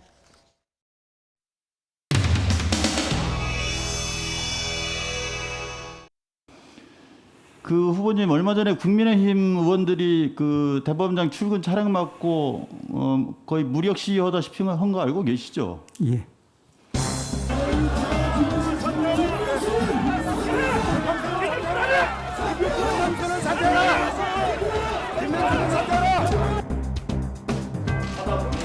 대법원장의 거짓말. 굉장히 심각한 문제거든요. 당시 언론 보도에 따르면 한 10여 명 정도 되시는 분들이 말하자면 몸싸움을 심각하게 벌이고 또 어떤 분들은 펜스를 좀 넘어가고 그 표현의 방법에 있어서는 조금 더 온당한 온유한 방법으로 하는 것이 예, 유상범 위원님. 잠깐 시간을 주시겠습니다. 예. 네. 현장에서 다소 소란스러운 측면이 있었습니다만 그 당시에 경찰이 설치한 펜스에 국회의원 누구도 타 넘어간 적이 없습니다. 10여 명의 국회의원이 달려들었다? 그것도 사실과 다릅니다. 현장을 보시면 극히 2~3명의 국회의원이 현장에 있었습니다.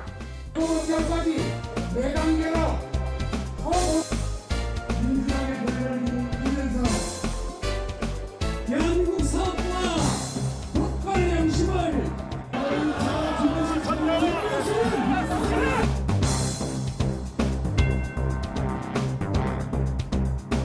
극히 2~3명의 국회의원이 현장에 있었습니다.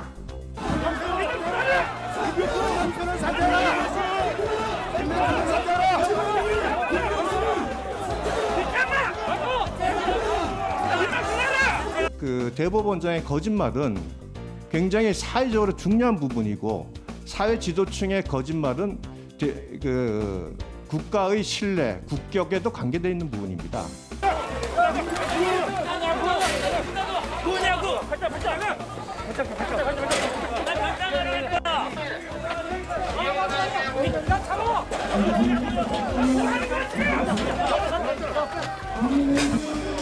뭐라 그랬나?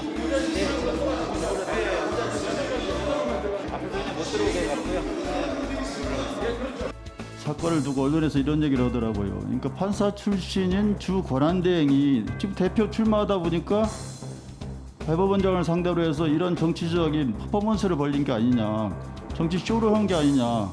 갑자기 여기 와서 남의당 대표로 그렇게 변명하고 거짓 사실을 공개함으로써 국민들로 하여금 잘못 이해하도록 했어야 되겠습니까? 그러면 제가 이 자리에서 윤호중 원내대표가 건축원에 가가지고 피해자님 죄송합니다. 이 3자 가해 아니냐고 똑같이 질문해도 괜찮겠습니까? 그렇게는 안 맞다는 얘기죠. 네, 수고하셨습니다. 이상으로 오늘 오전 주 질의를 모두 마쳤습니다.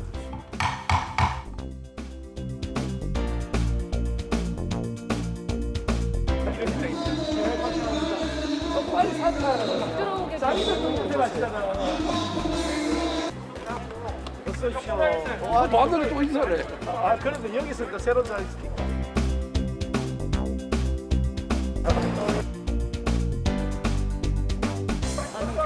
오! 힘들어 보이더라고요.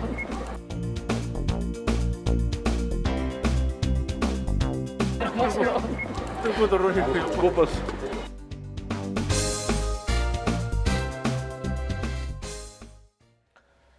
문재인 정부 마지막 검찰총장 최종 후보군이 4명으로 압축됐죠. 관심을 모았던 이성윤 서울중앙지검장은 제외됐습니다. 최종 후보 4명 가운데 박범계 법무부 장관이 누구를 언제 임명 제청할지도 관심입니다. 정치권 이슈 추은호 해설위원과 자세히 짚어보겠습니다. 어서 오세요. 네, 안녕하세요. 안녕하세요. 네, 검찰총장 최종 후보군 4명 압축 소식은 앞서 변호사분하고 얘기를 나눠봤는데요. 네. 검찰총장 후보 추천위에서 이 이성윤 지검장을 제외한 부분이 최대 지금 화제입니다. 그렇습니다. 아무래도 지나치게 친정부 성향이었기 때문이 아니었느냐라는 분석이 많던데 그렇게 보세요? 일단 검찰총장의 제일 중요한 덕목이 일단 조직 장악력이 있어야 됩니다. 예. 그리고 예. 또 하나는 정치적 외압으로부터 검찰이라는 조직을 이렇게 막아줄, 그러니까 정치적 중립을 지킬 인사가 가장 중요한 두 가지 덕목이라고 할 수 있는데 예. 이성윤 지검장 경우에는 일단 조직 장악력에도 문제가 있다라고 아마 본 것 같아요. 예. 왜냐하면은 그동안에 이제 조국 전 장관 수사라든가 아니면 채널A 기자 사건, 또 울산시장 선거 개입 문제 이런 그 민감한 현안에 대해서 수사 때마다 조직에 이렇게 신뢰를 지금 희망을 잃은 측면이 하나가 예. 있고요. 예. 또 하나는 본인이 그 김학의 불법 출국 금지 문제를 가지고 그 검찰 수사심의위원회를 요청하지 않았습니까? 예. 결국 수사팀을 못 믿겠다라는 거죠. 그러면 검찰총장이 되겠다는 사람이 검찰 조직을 못 믿겠다라는 그 사람이 된다는 것은 좀 이상하다. 이렇게 판단했을 가능성이 높기 때문에 이성윤 지검장이 배제된 것은 저는 뭐 상식적인 선택이다 이렇게 생각을 합니다. 알겠습니다. 일단 최종 4명이 올랐습니다. 어떤 인물인지 좀 면면을 설명을 해주실까요? 예, 김오수 전 법무부 차관이 가장 눈에 띄는데요. 왜 눈에 띄느냐면은 김오수 전 법무부 차관은 사법연수원 20기입니다. 예. 지금 윤석열 전 총장이 23기인데 만약에 김오수 전 차관으로 되면은 3기 역주행을 하게 되는 거거든요. 예. 지금까지 검찰총장에서 역주행을 하면서 후임 총장이 임명된 적이 없었습니다. 왜냐하면은 윤석열 전 총장의 전직인 문무일 전 총장이 18기였습니다. 네. 5기 차이가 나고 그 전은 김수남 전 총장도 16기였습니다. 계속 이렇게 아래 기수한테 물려주는 모습을 보였고 동기들이 물려준 적은 있습니다. 최동욱 검찰총장에서 김진태 검찰총장으로 간 경우가 14기끼리 이렇게 간 적이 있는데 이번에 만약에 김오수 전 총장으로 가면은 전 차관으로 가면은 3기를 역주행하게 되는 건데 왜 김오수 전 차관이 이렇게 거론되느냐 하면은 김오수 전 차관은 차관을 물러난 다음에도 이 정부에서 계속 요직을 맡아달라는 요청도 있었고 거론이 됐습니다. 감사원 감사위원으로 거론이 된 적이 있었고요. 물론 최재형 감사원장이 임명 제청을 거부한 그런 보도 나왔습니다. 또 금융감독원장으로도 거명이 된 적이 있고 공정거래위원장 후보군에도 오른 적이 있습니다. 그만큼 주요 공직에 거론된다는 것은 이 정부에서 믿고 맡길 수 있다. 그렇게 보고 있다라는 거죠. 그리고 나름대로 또 이렇게 검찰 내에 신망도 상당히 있다. 이렇게 보기 때문에 아마 김오수 전 차관이 유력한 것 아니냐라는 그런 판단들을 많이 하고 있는 것 같고요. 그렇군요. 그리고 다른 배성범 법무연수원장, 구본선 광주고검장은 윤석열 전 총장하고 23기 동기들입니다. 그렇기 때문에 만약에 이제 그 역주행 원칙이 아니라면 이 동기에서 나올 가능성이 상당히 높은데 배성범 그 법무연수원장 같은 경우에는 조국 일가 수사를 지휘했다. 서울중앙지검장으로. 그렇기 때문에 임명될 가능성이 좀 낮지 않느냐라는 것이 일반적인 관측인 것 같고요. 또 다른 조남관 대검 차장 경우에는 24기입니다. 한 기수 밑으로 내려가는 건데 어떻게 보면은 또 몇 가지 경우에서 이제 검찰주의자의 모습을 보였다라는 점에서 발탁될 가능성이 좀 낮지 않느냐. 결국 김오수 전 차관이나 구본선 광주고검장 둘 중에서 선택될 가능성이 높아 보입니다. 알겠습니다. 지금 뭐 2달째 지금 검찰총장 자리가 공석 아닙니까? 가능한 그렇습니다. 빨리 임명을 하겠죠? 빨리 임명할 겁니다. 아마 오늘 내일 중에 박범계 장관이 임명 제청을 하게 되면 대통령이 후보자를 지명을 하게 됩니다. 그리고 우리 헌법상 검찰총장을 임명할 때는 국무회의 심의를 거쳐야 됩니다. 국무회의 심의가 열리면 이제 다음 주 화요일에 열립니다. 인사청문회도 해야 되죠. 그렇습니다. 그러면 이제 인사청문회를 거쳐서 임명 동의는 거치지 않습니다. 인사청문회만 거치면은 대통령이 시기를 정해서 만약에 청문 보고서가 채택이 안 되더라도 임명을 할 수가 있습니다. 알겠습니다. 정치권 이슈 계속 짚어보겠습니다. 윤호중 의원이 이제 민주당 원내대표 되면서 법사위원장 자리가 비었어요. 그래서 거기에 이제 정청래 의원이 후임으로 거론이 됐었는데 오늘 보니까 박강원 의원이 내정이 됐더라고요. 그렇습니다. 박강원 의원, 정청래 의원 둘 다 3선입니다. 그 차이가 있다면은 박강원 의원 경우에는 온건한 이미지가 있죠. 실제로 온건한 그런 언론인 출신입니다. 온건 신문이라고 보시면 될 거고요. 그리고 정청래 의원은 아무래도 강성 발언을 많이 한 강성 친문이라고 보면 될 것 같은데 윤호중 원내대표가 아마 그동안 고민은 참 많이 했을 겁니다. 그래서 당 공식 발표로는 뭐 선수와 나이를 고려했다 이렇게 하는데 나이는 물론 이제 박강원 의원이 1957년생이고 정청래 의원이 65년생일 겁니다. 그래서 박광원 의원이 나이가 많아서 이제 그런 것을 고려했다라고 대외적으로 발표를 했는데 아무래도 강성을 임명하면은 여야 국회를 운영하는데 좀 문제가 있다라는 그 현실적인 판단을 작용했을 것으로 그렇게 생각을 합니다. 야당에서는 법사위원장, 특히 국민의힘에서는 법사위원장 자리를 좀 원하지 않았습니까? 그렇습니다. 그래서 지금 연기를 주장을 했고 5월 첫 주 본회의에서 처리를 하기로 결정을 했는데 어떻게 될 것으로 예상을 하십니까? 일단 국회 본회의의 법사위원장을 국회 상임위원장을 임명하려면은 본회의 표결을 거쳐야 됩니다. 윤호중 전 이제 법사위원장 원내대표는 운영위원장을 맡게 되고요. 그리고 박강원 의원이 이제 법사위원장을 맡으면은 이제 표결 대결을 해야 되는데 뭐 큰 문제 없을 겁니다. 그 표대결을 해도 여당이 압도적인 우위이기 때문에 야당에서 표결 불참이나 반대를 하더라도 큰 문제 없이 통과될 것으로 이렇게 예상이 됩니다. 알겠습니다. 계속해서 국민의힘 이야기 해보겠습니다. 국민의힘에서 그 서병수 의원이요, 박근혜 전 대통령 탄핵과 관련해서 좀 불복하는 듯한 그런 그렇습니다. 발언을 하지 않았습니까?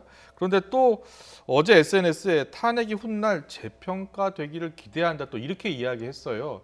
서병수 의원이 계속해서 이런 발언을 하는 의도는 어디에 있을까요? 일단 서병수 의원은 부산의 5선 의원입니다. 그리고 대표적인 부산의 친문 중진 의원인데요. 친박 중진 의원인데요.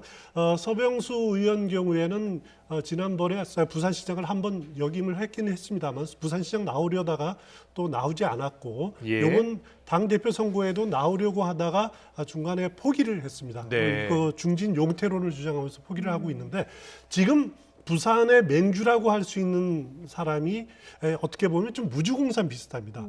서병수 의원이 친박 중진 5선 의원으로 한 자리를 노리고 있지만은 여기에 이제 조경태 의원이 또 5선입니다. 5선 의원인데 조경태 의원은 노무현 전 대통령 비서관 출신 아닙니까? 그래서 국민의힘에서는 아무리 착근하려고 해도 지금 근본적인 한계가 있습니다. 여기에 현역 의원은 아니지만은 김무성 전 대표가 부산의 맹주로 버티고 있지 않습니까? 어떻게 보면은 계속 이렇게 서병수 의원이 탄핵 불인정론을 주장하는 것은 결국 김무성 전 대표를 겨냥한 거다. 그래서 앞으로 전개될 대선 경선 과정에서 또 부산의 또 맹주를 차지하기 위해서 이런 언급들을 계속 하고 있는 것으로 저는 해석을 하고 있습니다. 그렇군요. 그런데 이제 국민의힘에서 이런 목소리가 계속 나오게 되면 윤석열 전 검찰총장은 지금 어디로 갈지 조금 저울질하는 시기 아니겠습니까? 어떻게 그렇습니다. 정치 행보에 어떤 영향을 미치게 될까요? 일단 윤석열 전 총장 경우에는 이렇게 탄핵 불인정론이라든가 또 아니면 박근혜 전 대통령에 대한 사면론이 이렇게 제기되면서 실제로 여론조사를 보니까 대구 경북 지역의 여론조사 지지율이 하락하고 있는 모습으로 좀 나타나고 있습니다. 결국 아무리 지금 그 TK 지역이 분명히 윤석열 전 총장의 지지율을 그동안 견인해 왔던 지역이긴 하지만은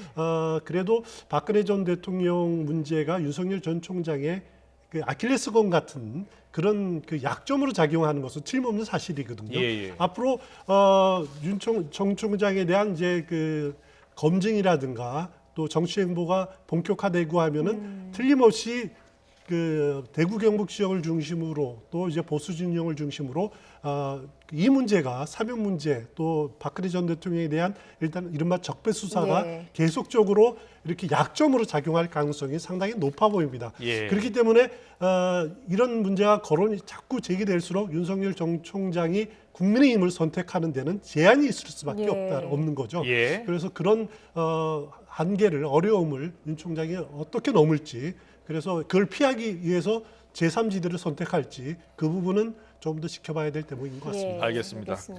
그리고 지금 뭐 황교안 전 미래통합당 대표 정계 복귀를 시도하고 있습니다. 그런데요, 오늘 나경원 전 원내대표가 이런 이야기를 했습니다. 자, 어떤 이야기를 했는지 듣고 오겠습니다. 자꾸 뭐 황교안 대표하고 자꾸 엮어서 저를 이야기들 하시던데 사실은 제가 원내대표 임기가 6개월 당연히 연장되는 줄 알았는데 2019년 12월에 갑자기 그만두게 되지 않았습니까? 결국 황교안 대표 쪽에서는 그 황교안 대표식 정치나 황교안 대표식 투쟁이 저하고 맞지 않는다. 제가 걸림돌이다 생각하시고 원내대표에서 그만두게 한 것 같더라고요. 조금 이제 결을 달리 하는데요. 지금은 조금 천천히 더 계시는 게 좋지 않을까 이런 생각들 많이 하시는 것 같습니다. 예. 나경원 전 원내대표가 당권 도전할 가능성이 좀 있잖아요. 그렇습니다. 네네. 그래서 일단 황교안 전 대표가 계속 이렇게 선을 그으려는 그런 모습 보이고 있네요. 일단 황교안 전 대표와 나경원 전 의원 경우에는 패스트트랙 수사 그 전국을 같이 주도했기 때문에 같은 한 세트로 묶는 이렇게 보는 시각이 많은 것 같습니다. 나경원 전 의원 같은 경우에는 그것이 아니다라는 인터뷰를 지금 한 것 같은데 나경원 전 의원은 황교안 전 대표에 대해서 좀 섭섭함이 상당히 많을 겁니다. 원내대표 본인이 임기를 연장하는 것을 그 당시에 황교안 전 대표가 청와대 앞에서 노숙투쟁, 단식투쟁하고 돌아온 직후에 안 된다라고 이렇게 거부를 하지 않았습니까? 그런 섭섭함들이 많이 작용을 하고 있을 것 같고요. 그리고 황교안 전 대표와 같이 그 세트로 보이는 것이 본인이 당권 도전하는데 별 도움이 안 된다라고 지금 판단한 것 같습니다. 왜냐하면 황교안 전 대표가 지난 총선 과정에서 특히 이제 그 당시에 미래통합당이 패배한 큰 원인 중에 하나가 공천을 막 임박해서 그 선거 전날에 공천을 또 몇 군데 바꾸고 이러지 않았습니까? 그런 것들이 상당히 어떻게 보면 당의 민심을 잃은 요인이었는데 그래서 황교안 전 대표랑 거리를 두는 것이 나경원 전 의원은 좀 유리하다. 이런 판단을 내리고 있는 것 같습니다. 그리고 국민의힘 경우에는 국민의당과의 합당 문제가 좀 여태까지 해결이 되지 않고 있는 상황인데 어제 주호영 원내대표 안철수 대표가 만났습니다. 어떤 얘기를 했습니까? 일단 합당 원칙에는 뭐 공감을 했다 그러는데요. 일단 현실적으로 빠른 시간 내에 합당을 진행하기는 상당히 어려운 것 같습니다. 왜냐하면 안철수 대표 경우에는 계속 원칙 있는 합당을 이야기하고 있고 그동안에 국민의당은 나름대로 이제 안철수 위원장의 중심이 되는 당이지만은 당원 의견을 청취해왔다. 그렇지만은 아직 명확하게 야권 통합이 필수적이라는 데는 인식을 같이 하고 있지만은 그래도 그 시기에 대해서는 지금 당장 할 필요가 없다라고 이렇게 판단하는 것 같아요. 그러니까 그 국민의힘의 새로운 지도부가 그거는 이제 전당대회를 통한 새로운 당 대표가 선출된 이후에 그 지도부와 협상을 하는 것이 맞다라고 이렇게 판단을 내린 것 같습니다. 안철수 대표 쪽으로서는 계속 요구를 하는 것이 국민의힘은 국민의힘대로 국민의당은 국민의당대로 혁신을 하자. 그리고 혁신 경쟁을 벌여서 국민들이 그걸 보고 인정을 하고 그리고 그래야지 윤석열 전 총장도 여기에 동참할 수 있을 것 아니냐 이런 논리를 계속 펴고 있는데 국민의힘에서는 당대당 통합보다는 흡수합당을 선호하는 분위기가 아직까지 우세한 것 같습니다. 알겠습니다. 계속해서 민주당 이야기 해볼까요? 민주당은 지금 강성 지지층에 대한 평가를 놓고서 여러 가지 이야기들이 나오고 있는데요. 특히 조응천 의원 같은 경우에는 강성 지지층에 대해서 좀 문제가 있는 것 아니냐라는 이야기를 계속하고 있습니다. 자, 어떤 내용인지 듣고 오겠습니다. 김대중 대통령께서 뭐 단편하게 되고 욕이라도 해라 라고 뭐 김영민 의원이 얘기를 했다는데 제가 찾아보니까 김대중 대통령께서 그 말씀 하셨습니다. 그러니까 이게 잘못된 길로 가고 있는 정부에 대해서 어떤 식으로든 비판하고 목소리를 내라 이런 뜻이지 자기 소속 의원들한테 문자폭탄 보내고 위축시켜라 이런 뜻은 아니에요. 그동안에 전당대회에서 그 성공 방정식이 있습니다. 박지민 의원, 그다음에 김종민 의원 1위 하셨죠. 계속 1위 했지 않습니까? 그 성공 방정식이 지금 따라가는 거예요. 네, 이 강성 지지층을 너무 옹호해서는 안 된다라는 생각을 계속 이야기하고 있는 것 같아요. 그렇습니다. 원래 이제 그 대통령 임기 말 마지막에 다가갈수록 전국의 주도권이 당으로 넘어가기 마련입니다. 네. 그렇지만 이제 당으로 넘어가더라도 그 당이 강성 당원들에 의해서 움직이는 것은 어떻게 보면은 비극일 수 있다. 이런 판단을 하고 있는 것 같고요. 당의 다양한 목소리들이 분출이 돼야 된다. 비주류 목소리도 지금까지는 묻혀 있었지만은 이제는 드러내야 된다라고 하는 것이 조홍천 의원의 생각인 것 같은데 특히 강성 당원들의 그 이제 문자 이렇게 폭탄이라든가 네네. 이런 걸 통해서 결집되는 것이 인사로 나타나지 않습니까? 예. 대표 선거라든가 최고위원 선거로 이렇게 나타나기 마련인데 예. 지금 민주당 전당대회를 앞두고 있다 보니까 강성 당원들의 이런 집요한 또 어떻게 보면 열렬한 그런 문자 지지 활동, 문자 폭탄들이 대표 선거에서 또 중요한 영향을 미치지 않을까. 혹은 최고위원 선거는 상당히 좌지우지할 가능성이 상당히 높습니다. 그렇기 때문에 그런 부분들을 조홍천 의원이 좀 경계해야 된다라고 하는 그런 의미로 받아들이면 될 것 같습니다. 그리고 지금 정치권에서는 그 이재용 삼성전자 부회장에 대한 사면 논란, 감록 을박이 지금 벌어지고 있거든요. 박진영 민주당 부대변인이 삼성 어청가 때문에 토할 것 같다 이런 격한 발언을 해서 도마에 올랐습니다. 뭐 청와대 입장이나 이런 것들이 나온 게 있습니까? 일단 이재용 부회장의 사면론에 대해서 청와대나 법무부는 아직 검토된 바 없다라고 그 선을 긋고 있는데요. 그렇지만 이제 박진영 상금 부대변인의 발언이 너무 좀 지나친 것 아니냐, 토할 것 같다라는 이런 표현을 격한 표현을 쓰고 한 것은 아무래도 정치적인 좀 수준에 좀 너무 낮은 것 아니냐라고 하는 비판입니다. 실제로 박진영 전 부대변인 경우에는 지난 서울시장 경선 과정에서도 사실 그 국민의힘 예비 후보들의 그 공약에 대해서 상당히 그 욕설에 가까운 이런 비판을 쏟아내온 적이 있는데 좀 정치대가 품격이 있어야 됐다.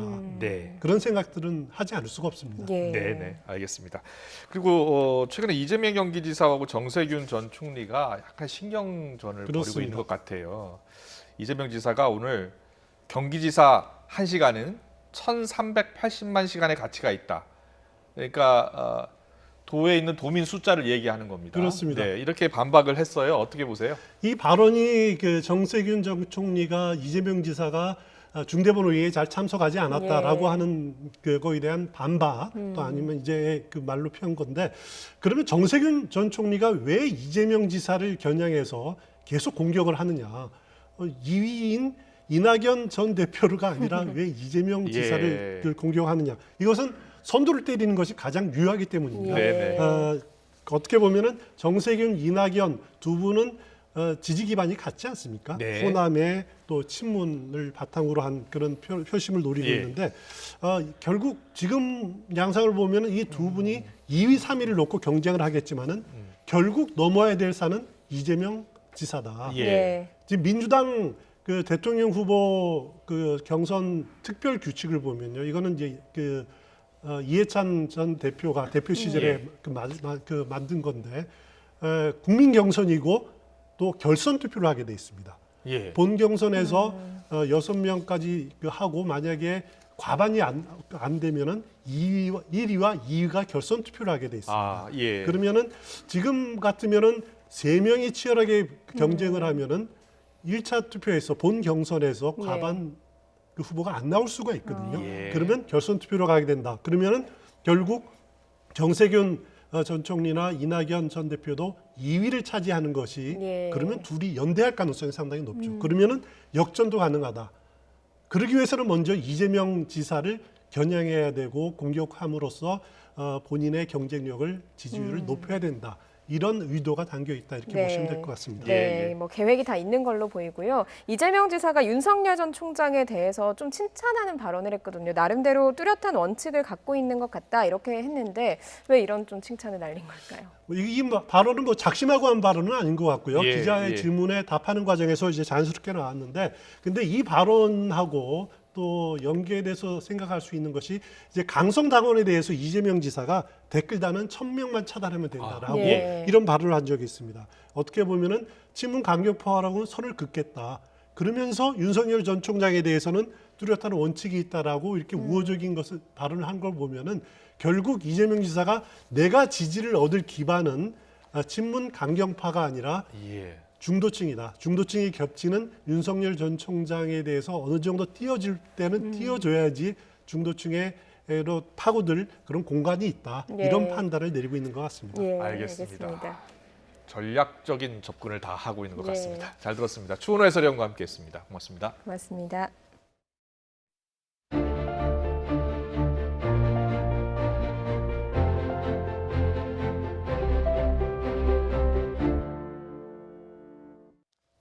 오세훈 서울시장이 주택시장 안정화를 위해서 부동산 시장 교란 행위부터 근절하겠다고 했습니다. 오 시장 당선 이후 서울 집값이 들썩이자 재건축, 재개발 이 속도를 조절하겠다는 의미로 풀이가 됩니다. 구수범 기자의 보도입니다. 갑작스럽게 브리핑을 자처한 오세훈 서울시장. 먼저 신축 아파트 수요가 공급을 뛰어넘는 상황을 해결할 방법은 재건축, 재개발뿐이라며 그 필요성을 다시 한번 강조했습니다. 하지만 부동산 시장이 안정되지 않으면 백약이 무효라고 선을 그었습니다.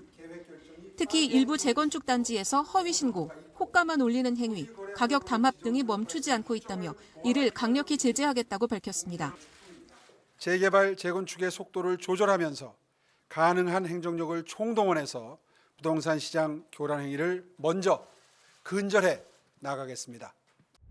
신속하면서도 신중하게 추진하겠다던 주택공급 정책 기조가 신중 모드로 좀 더 기우는 모양새입니다. 토지거래 허가구역을 지정한 서울시는 실거래 정보를 파악하면서 비정상적인 거래가 의심되면 추가 자료를 요구하거나 사법 조치를 의뢰할 계획입니다. 또 이런 일에 가담하는 단지는 재개발, 재건축 후순위로 밀어두고 대신 기부 체납 비율을 높이거나 임대와 분양을 조화롭게 구성하는 등 사회적 기여를 높일 경우엔 그만한 혜택을 주기로 했습니다. 재건축 우선순위를 부여할 뿐 아니라 도시계획위원회 심의, 계획 결정이 빠르게 이루어질 수 있도록 모든 행정적인 지원을 아끼지 않겠습니다. 또한 추가 용적률 제공, 층수 기준 완화 등의 인센티브를 지원하겠습니다. 짧은 1년여 임기 안에 주택 공급을 가시화해야 하지만 들썩이는 집값 탓에 속도 내기가 어려운 상황. 오 시장은 시장을 안정시킨 뒤 주택 공급을 본격화하겠다며 우선순위를 분명히 했습니다. YTN 구수본입니다. 육군훈련소가 훈련병들의 화장실 사용 시간을 2분으로 제한하고 이를 지키지 않으면 욕설과 폭언을 했다는 의혹이 불거졌습니다. 신준명 기자의 보도입니다. 군인권센터는 육군훈련소의 한 연대에서 생활관별로 화장실 이용 시간을 2분으로 제한하고 이를 어기면 조교들이 훈련병들에게 심한 욕설과 폭언을 했다고 폭로했습니다. 훈련병들한테 화장실 사용을 2분 내로 주고 있는 점, 통제하는 과정에서 상스러운 말과 폭언, 욕설, 모욕이 담긴 등의 정황들이 확인이 되었고요. 또 육군훈련소는 입소한 훈련병들의 1, 2차 유전자 증폭 검사가 끝나기 전에는 공용 정수기를 사용하지 못하게 하면서도 훈련병들에게 하루에 생수 500ml 한 병만 제공했다며 훈련병들이 수돗물을 몰래 마시거나 이마저도 못해 탈수 증상으로 의무대를 찾는 경우도 있다고 밝혔습니다. 앞서 육군훈련소는 비말 감염 우려를 이유로 훈련병들의 양치와 세면을 3일간 금지해 논란이 일었습니다. 군인권센터는 이처럼 육군훈련소가 방역을 이유로 훈련병들의 인권을 침해하고 있다며 국가인권위원회에 직권조사를 요청했습니다. 집단 인권 침해 상황에 대해서 금일 인권위에 직권조사를 요청할 계획입니다. 인권위는 육군훈련소뿐만 아니라 해군과 공군, 해병대, 신병교육대 등을 직접 방문하는 방식으로 2021년도 군 인권 상황 실태조사를 실시할 방침입니다. 인권위는 각 군 훈련소가 군인화 교육과 감염병 예방을 이유로 훈련병들의 기본적인 권리를 제한하는지 등을 중점적으로 점검할 계획이라고 설명했습니다. 군은 불거진 의혹들에 대해 정확한 경위를 확인하고 인권위의 조사에도 성실하게 임하겠다고 밝혔습니다. 정확하게 그거는 좀 확인을 해봐야 될 것 같고 향후에 국가인권위원회에서 만약에 조사가 나온다면 성실하게 그 조사에도 임할 예정입니다. 훈련병뿐만 아니라 곰팡이 핀 시설에 군 장병들을 격리하고 형편없는 급식을 제공한 사실이 드러나 군의 방역 조치에 대한 비판이 커지고 있는 상황. 국방부가 나서 훈련소는 물론 전군의 코로나19 방역 지침을 총체적으로 재점검해야 한다는 목소리가 커지고 있습니다. YTN 신준명입니다. 천연 기념물인 따오기가 우리나라에서 멸종한 지 42년 만에 자연에서 태어났습니다. 문화재청은 2년 전 경남 창녕군 우포늪 일대에 방사된 따오기 2쌍이 지난 26일과 28일 각각 부화에 성공해 새끼 2마리가 태어났다고 밝혔습니다. 노동운동가 전태일 열사의 유족이 50년 동안 간직해온 전태일 친필 일기장을 공개하고 시민사회의 관리를 맡겼습니다. 양전오총과 전태일재단 등으로 구성된 전태일 일기장 관리위원회는 오늘 서울 종로구 전태일다리에서 기자회견을 갖고 친필 일기장 원본을 공개했습니다.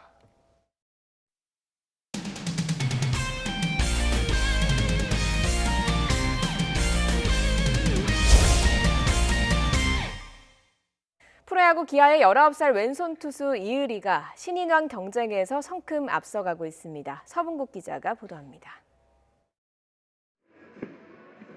초반부터 압권이었습니다. 1회 투아웃부터 3회 투아웃까지 무려 6연속 삼진. 주무기 체인지업과 커브, 150km 가까운 빠른 공에 하나 타선은 말 그대로 추풍 낙엽이었습니다. 이의리 선수의 팬분들이 원하던 10번째 타이삼진. 체인지업이 딱 끌려 나오는 높이에서 떨어지고 있어요. 6이닝 단 2안타, 삼진을 10개나 뽑으며 무실점을 기록한 이의리는 올 시즌 신인 투수 중 가장 먼저 선발승을 거뒀습니다. 꼬리표처럼 따라다니는 제2의 양현종 수식어에도 신세대답게 거침이 없습니다. 저만의 스타일을 좀 추구하는 편이기 때문에 그런 부분에서는 좀 이제 배울 건 배우는데 이제 제 폼에서 이제 그 부분을 계속 훔쳐가는 것 같습니다. 앞선 3번의 등판 모두 3실점 이하였지만 불펜과 타선의 도움을 받지 못해 승리를 날린 아쉬움을 털어버리며 신인왕 레이스에서 한 발 앞서가게 됐습니다. 이렇게 계속 좋은 결과를 만들어내다 보면은 이제 알아서 따라올 거라 생각합니다. 이의리가 강렬한 투구로 신고식을 올리면서 3번의 등판 후 잠시 휴식에 들어간 롯데 김진우. 첫 선발 기회를 잡은 9억 8 장재영 등 슈퍼루키를 향한 경쟁은 더 치열해질 전망입니다. YTN 서봉국입니다.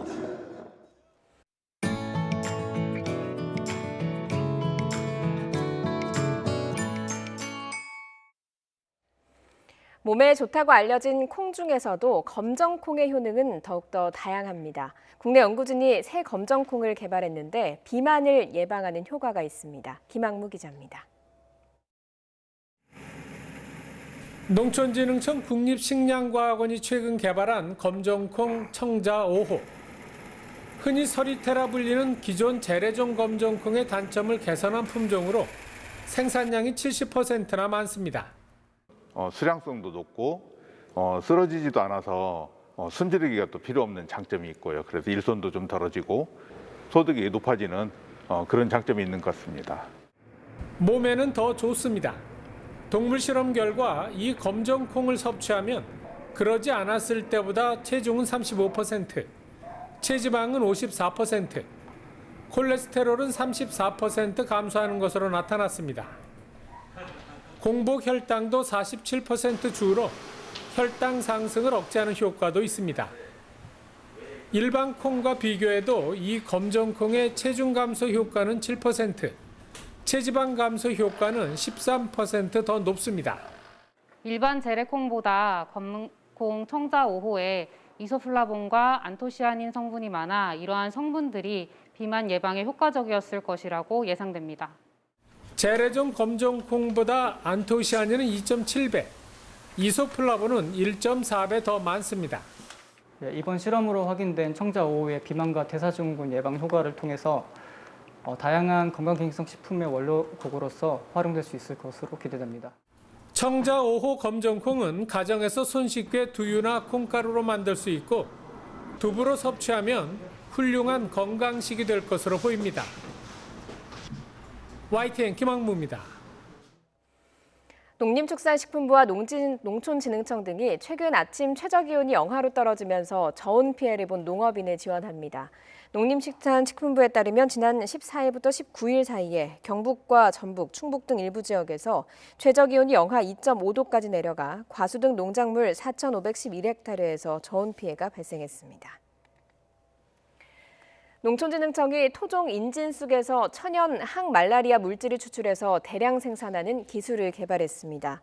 인진쑥에서 추출한 말라리아 치료 물질은 아르테미신인으로 줄기세포 배양법을 이용해 대량으로 생산할 수 있게 됐습니다. 오늘 황사가 유입되면서 곳곳에 미세먼지 농도가 나쁨 수준 보였습니다. 이번 미세먼지는 밤부터 내륙 곳곳에 비가 내리며 해소될 전망인데요. 내일까지 중서부와 전북 지역에는 최고 40mm, 그 밖의 내륙에는 5에서 20mm의 비가 내리겠습니다. 비의 양은 많지 않지만 벼락과 돌풍을 동반하며 요란하게 내리겠고 일부 지역에는 우박이 떨어지는 곳이 있겠습니다. 비는 내일 오전에 대부분 그치겠지만 중북부 지방은 오후까지 이어지겠습니다. 또 비와 함께 바람이 무척 강하게 불겠습니다. 전 해상에 풍랑 예비특보가, 서해안과 일부 남해안에는 강풍 예비특보가 내려진 가운데 호남 서해안과 제주 해안에는 기상해일이 발생할 가능성이 있어 주의가 필요합니다. 내일 낮 기온은 오늘보다 1에서 4도가량 낮아 다소 서늘하겠습니다. 서울 낮 기온 16도, 대전 17도, 광주 18도로 예상됩니다. 이번 주말 전국에 또다시 비가 내리겠고요. 휴일 낮부터는 차츰 맑은 하늘을 되찾겠습니다. 지금까지 날씨 정보였습니다. 네, 이어서 저녁 종합뉴스 이브닝 뉴스가 방송됩니다. 시청해주신 여러분 고맙습니다.